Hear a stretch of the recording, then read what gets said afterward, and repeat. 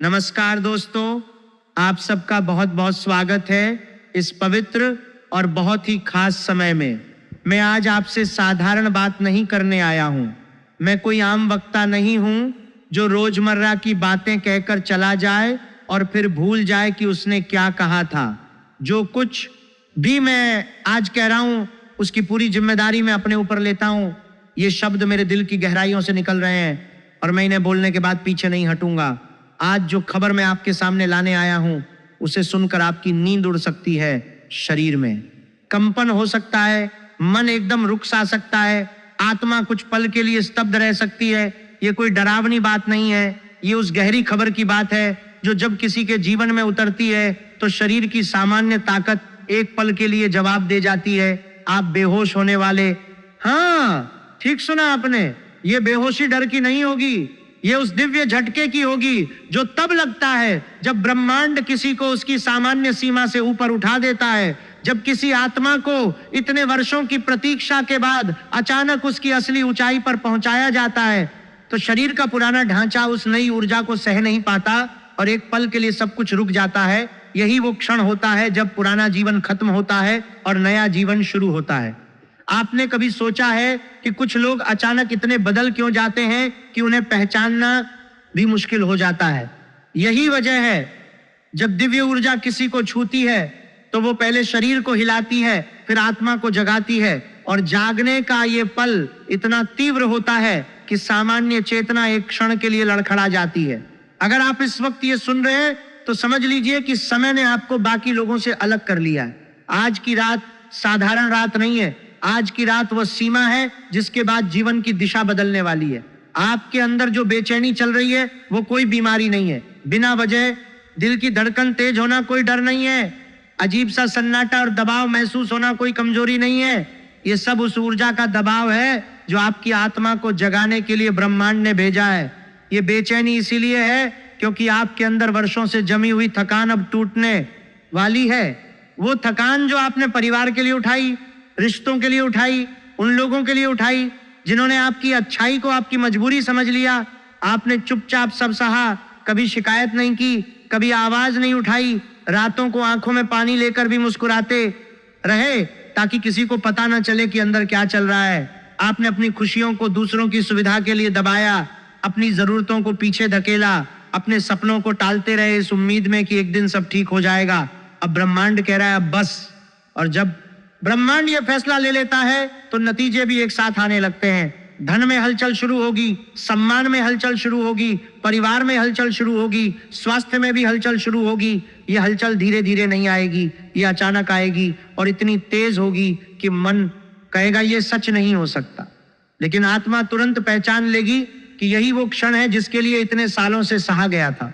आत्मा को पता होता है कि कब उसकी परीक्षा पूरी हो चुकी है और कब इनाम आने वाला है। शरीर अभी समझ नहीं पा रहा, लेकिन आत्मा पहले से तैयार खड़ी है। ये तैयारी रातों की नींद ना आने से शुरू होती है, अचानक पुरानी यादें लौटने से शुरू होती है, दिल में एक अजीब सी चंचलता और बेचैनी से शुरू होती है। ये सब संकेत हैं कि बदलाव बहुत निकट है। अब बहुत ध्यान से सुनिए, आने वाले कुछ घंटों और कुछ दिनों में आपके जीवन में एक ऐसी खबर प्रवेश करने वाली है जिसकी आपने कभी कल्पना तो की थी लेकिन विश्वास नहीं किया था कि ये आपके साथ भी हो सकती है। ये कोई छोटी सी सूचना नहीं होगी, ये कोई साधारण फोन कॉल नहीं होगा, ये वो संदेश होगा जो आपके अंदर वर्षों से जमी हुई थकान को एक झटके में तोड़ देगा।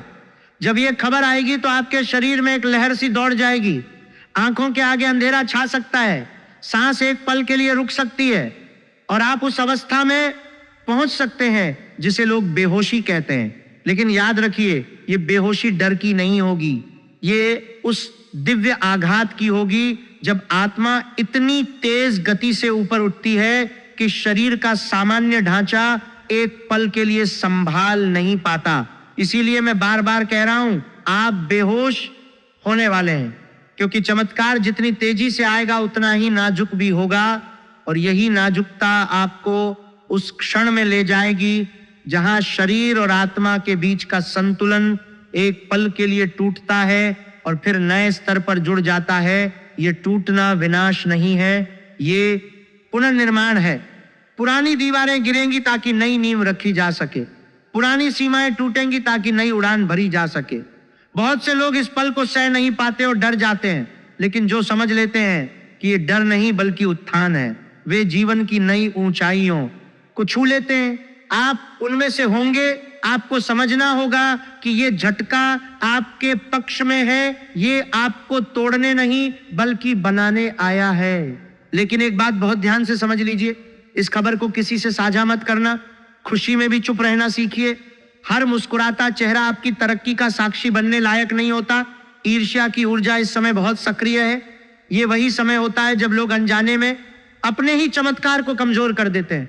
आपको शांत रहना है, कोई बहक नहीं, कोई जल्दबाजी नहीं, कोई नकारात्मक कल्पना नहीं। ये वो क्षण है जब एक छोटी सी भूल सब कुछ उल्टा कर सकती है। आज की रात आपकी नींद नहीं आएगी, क्योंकि जब भाग्य करवट लेता है तो आत्मा पहले जागती है। आपने गौर किया होगा, आज अचानक कुछ लोगों के शब्द बदल गए हैं। कोई बिना वजह दूरी बना रहा है, कोई बेवजह सवाल पूछ रहा है, कोई आपकी खुशी में भी सहज नहीं दिख रहा। ये संयोग नहीं है। जब भाग्य किसी के पक्ष में निर्णायक रूप से मुड़ता है तो आसपास के नकाब पहले गिरते हैं।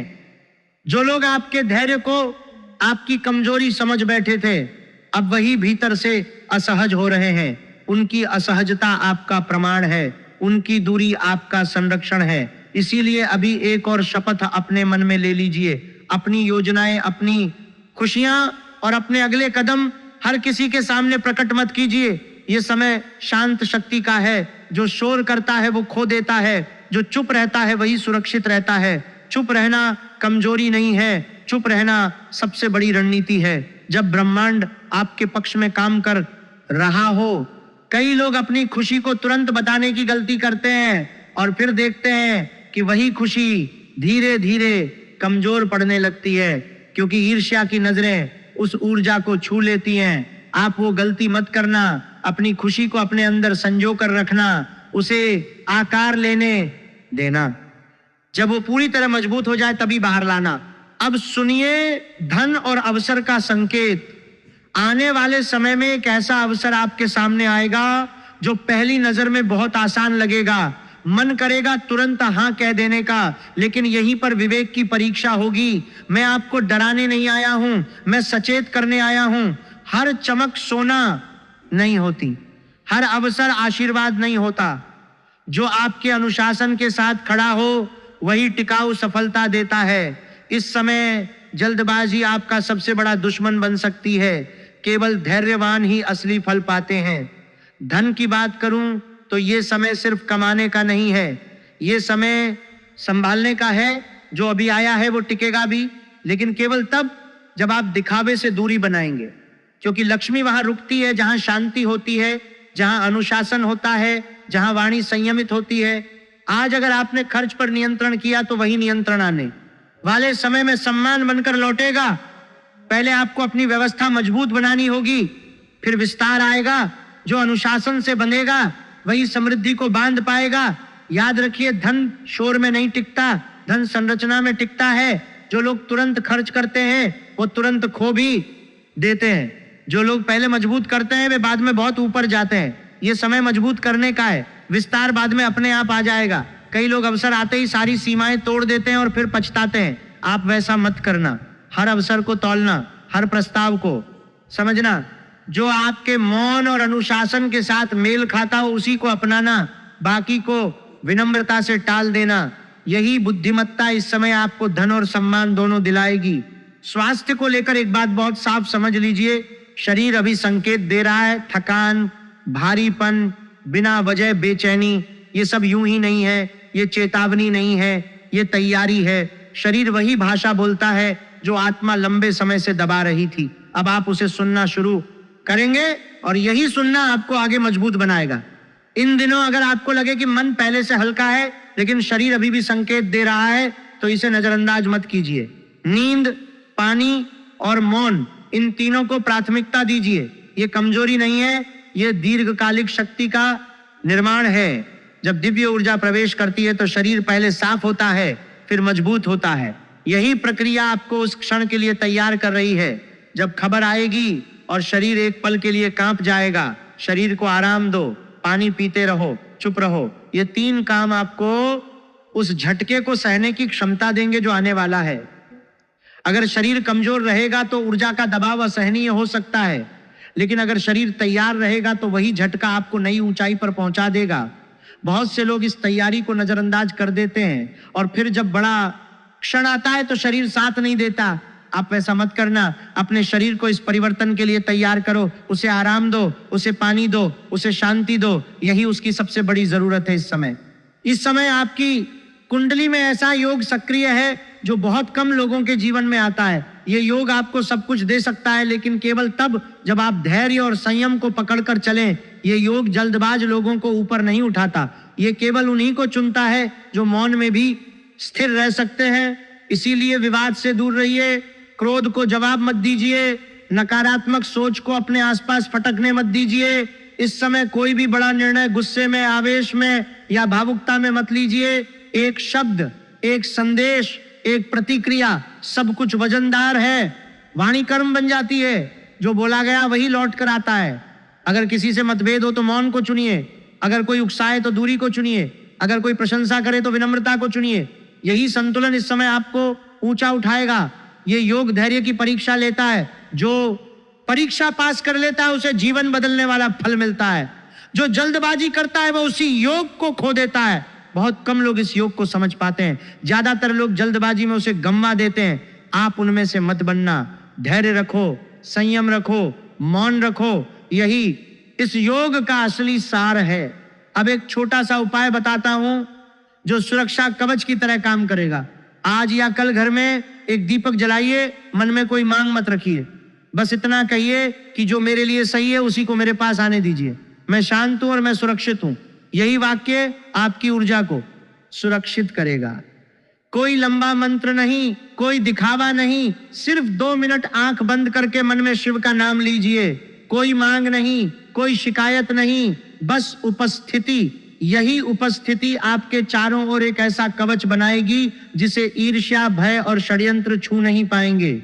इन दिनों अगर आपको बार बार शिव का स्मरण हो, अगर बिना वजह मंदिर जाने का मन करे या अगर मन किसी एकांत की ओर खींचे तो उसे टालिए मत। ये कोई संयोग नहीं है, ये सुरक्षा का बुलावा है। शिव का स्मरण इस समय सबसे बड़ा कवच है, क्योंकि जब ब्रह्मांड परिवर्तन लाता है तो सुरक्षा भी उसी के साथ भेजता है। जो सुरक्षा को स्वीकार करता है वही परिवर्तन को सह पाता है।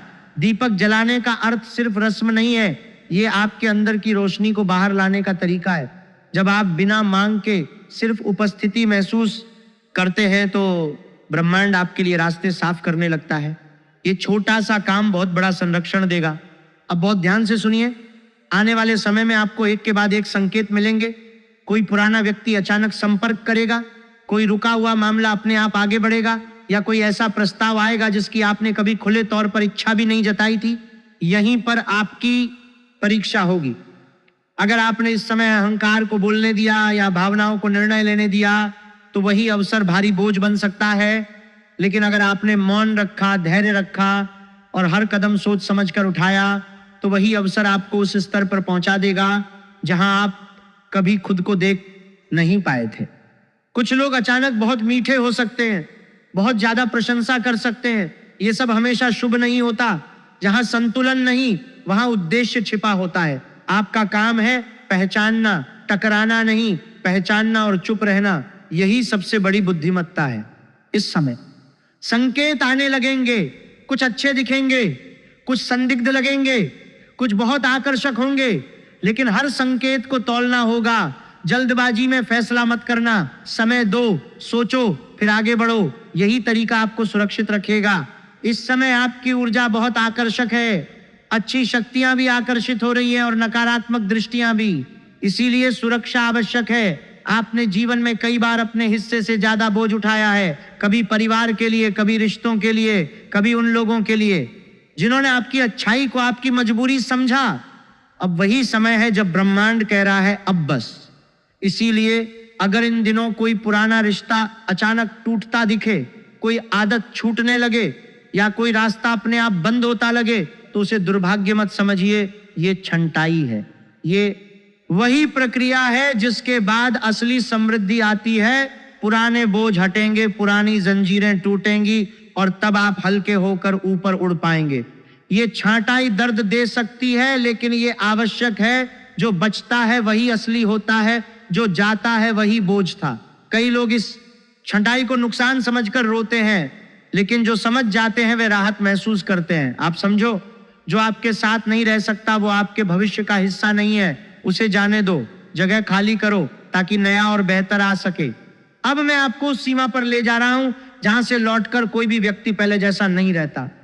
ये वो क्षण है जब भाग्य सिर्फ इशारे नहीं करता बल्कि सीधा हस्तक्षेप करता है। आपको लग रहा होगा ये सब अचानक क्यों हो रहा है, इतने वर्षों की प्रतीक्षा के बाद अब एक साथ संकेत, बेचैनी, अवसर और चेतावनियां क्यों दिखाई दे रही हैं? समझ लीजिए, जब कर्मों का हिसाब पूरा होता है तो परिणाम भी एक साथ ही आते हैं। आप महसूस करेंगे कि समय की चाल अचानक तेज लगने लगी है। घटनाएं एक दूसरे से जुड़ने लगेंगी। एक छोटा सा संकेत दूसरे बड़े संकेत को जन्म देगा। कोई कॉल, कोई संदेश, कोई मुलाकात, सब अपने आप नहीं होगा लेकिन संयोग जैसा दिखेगा। यहीं पर विवेक की आखिरी परीक्षा है। जो अभी अपनी ऊर्जा बिखेर देगा वही सबसे पहले थकेगा, और जो अभी संयम रखेगा वही सबसे आगे पहुंचेगा।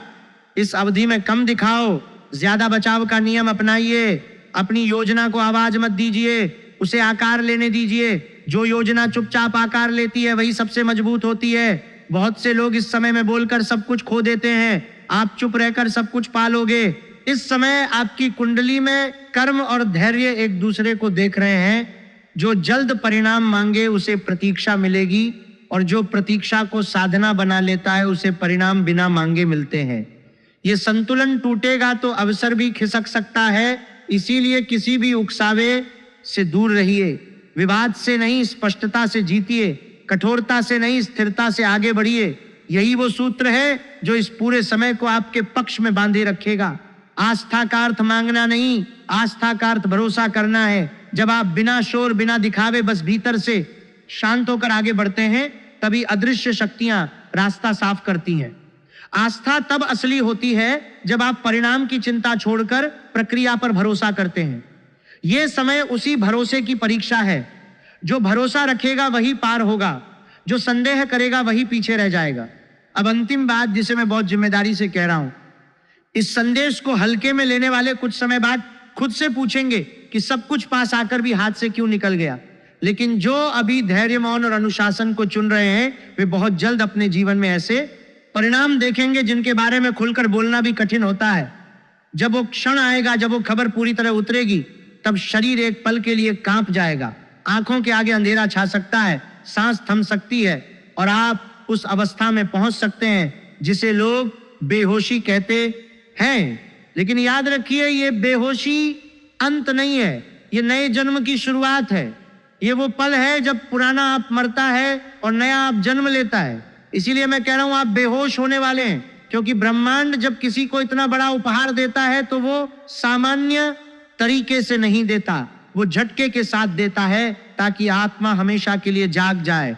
वो झटका याद रहेगा, वो पल जीवन बदल देगा, और उसके बाद आप पहले जैसे कभी नहीं रहेंगे। ये परिवर्तन इतना गहरा होगा कि आप खुद को आईने में देखकर भी हैरान रह जाएंगे, क्योंकि जो व्यक्ति उस पल के बाद खड़ा होगा वो पहले वाला नहीं होगा। वो अधिक शक्तिशाली, अधिक शांत, अधिक जागरूक होगा। अगर आपको भीतर से लगा कि ये संदेश आपसे ही बात कर रहा था, तो अभी इस वीडियो को एक लाइक कीजिए। ये पुष्टि है, कमेंट में लिखिए जय महादेव, क्योंकि यही वो शक्ति है जो इस परिवर्तन की साक्षी है। और जुड़े रहिए, क्योंकि समय ने अभी अपना पूरा पत्ता नहीं खोला है। अब जो शब्द आ रहे हैं वे अंतिम चेतावनी नहीं है, वे अंतिम कसौटी है। ये वो क्षण है जब भाग्य आपको देख रहा है। क्या आपने सुना या सिर्फ सुना हुआ मान लिया? क्योंकि इस बिंदु पर पहुंचकर बहुत लोग ठहर जाते हैं, और ठहरना ही पीछे रह जाना बन जाता है। जय महादेव।